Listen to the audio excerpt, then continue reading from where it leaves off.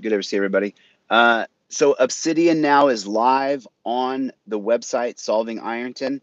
So make sure you guys know about that. It is live right now. And what you're going to see is what we're doing with Solving Ironton is we're proving that there is a, we're going after the idea that there is a conspiracy going on and that the judges are in on it and that the county commissioners are in on it. And what we're doing is we are proving that the business connections where people are sentenced to a rehabilitation center, those business relationships are real. And so when you go on to solvingironton.com, you get to see in real time how those people are connected in business. And then what we did is through crowdsourcing with the citizens of Ironton and Lawrence County, we were able to get pictures of these people and put them up online because, again, no one's being accused of a crime. We are saying that there is a conspiracy of financial benefit for the people who are the owners of the rehabilitation clinics and who are involved with the sentencing of people to rehabilitation, when the truth is that there are people who are profiting from that and they're all connected in business. And so when you go to solvingironton.com, remember the other day I said we had to pay $200 for the Obsidian? We did it. And we put up the entire Obsidian chart so you get to see how everybody in Ironton connects. And the reason I'm saying it to you guys now is because now we need to continue to fill in the blanks.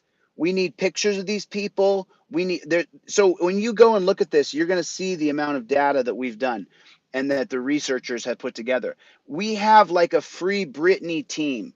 Like, and so anybody who's from the Free Britney movement, we are snuffing out. We are sniffing out. I said snuffing. Sorry about that. We are sniffing out these judges who are involved in corruption. And that's what the Free Britney team did regarding the divorce cases in California by using private judges instead of judges who had to swear an oath to the Constitution that had to fill out a Form 700 like these judges had to fill out. The judges in Ironton had to fill out a Form 700 so we can check their financial disclosures with how much they're making from the rehabs. And then that's a crime if we can catch it. And that's what we're looking for right now, which is why I'm directing everybody to go over to Solving Ironton. Those guys have been working constantly, putting time in, massive time to create a human flow chart of connecting how these judges and the county commissioners connect to profiteering by either putting you in jail, stripping your driver's license so you go back to jail and bonding out, or through the rehabilitation clinics. And like I said, I talked to that person the other day who told me, well, I've been to this rehab and I graduated, and then I go to this rehab and then they put me in jail. And I was like, what? So they treat you with love and compassion, and you all get together and sing Kumbaya, and you talk about what things have happened to you while you were a drug addict, group talk. And then after that, you separate and you go back to your rooms, and the idea is strength in numbers that we beat addiction together. And then they put them back in a dungeon where they're isolated and alone and treated like they're bad people. For what? How is that how are our tax dollars doing us any good if we're paying to put people in a dungeon after they graduated? By the way, the people who I'm talking to tell me that they graduated. They graduated. And then they say, time to go to the dungeon. You graduated and everybody celebrated you and we gave you a certificate and you're doing better. But now, sorry, we got to make money off the bond scheme. So you got to bond out. Well, I guess this wouldn't be that. You would have to be sentenced. But I still want to know how those surety bonds are working with Waldo, with the land bank. We're only focused on rehabs right now. We're just focused on the rehabs. So if you guys have gone to solvingironton.com, you can add to the puzzle.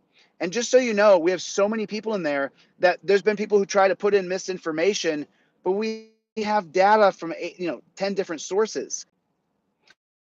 And then, I have a website for the transparency, but I'm going to change that to transparency piece. I'm going to change it. I'm going to change it because pointed out something to me.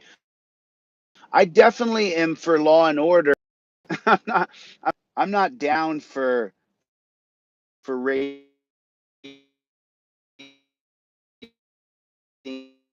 people's houses. Sorry about that, guys. Desolate part of Texas here. Not a lot of population around here. So, but for peace and justice more than I am rule of law, where I would think that rule of law at any cost, America has become. And that's why you have so many bootlickers who hate what we're doing, because I'm not for rule of law at any cost. I'm not for rule of law like violating your fundamental civil liberties, like violating the Fourth Amendment ever since they raided the first persons. Your home is supposed to be where you can go and put yourself in home detainment jail. Your home is supposed to be sacred ground. And we've just been raiding people's houses in America, and it's not making our country any safer. You're no safer because these filthy animals are raiding people's houses. And if you ever participated in raiding someone's house, you're horrible because you didn't do society any good, downgraded our society. You were a degradation to society. And so if you raided someone's home and I hope you got down on your knees and you begged for forgiveness because you're a scoundrel. Raiding people's homes, the reason why we have the Fourth Amendment that I had printed out in my office for so many years is because it says that you have the right to be secure in your person, houses, papers, and effects. Because the idea is that cops can't just raid your house. That's ridiculous. But now cops can raid your house just by knocking and announcing because of Kerr versus California, 1963. Let me tell you something. In the great state of Ohio, there's going to be no more home invasions allowed. There will be no more of you raiding someone's house. That's not going to happen anymore in the great state of Ohio. And the thing is that we're no longer on. We are welcoming in change. You know, even on my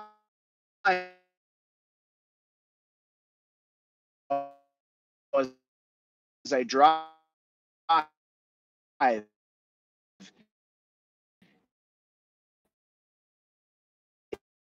it says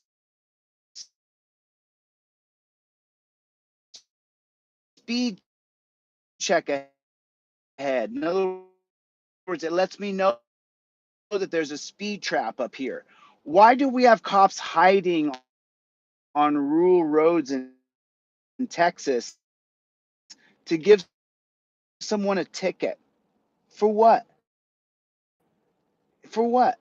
It's preposterous. It really is preposterous. The community itself can handle people speeding through here by putting those yellow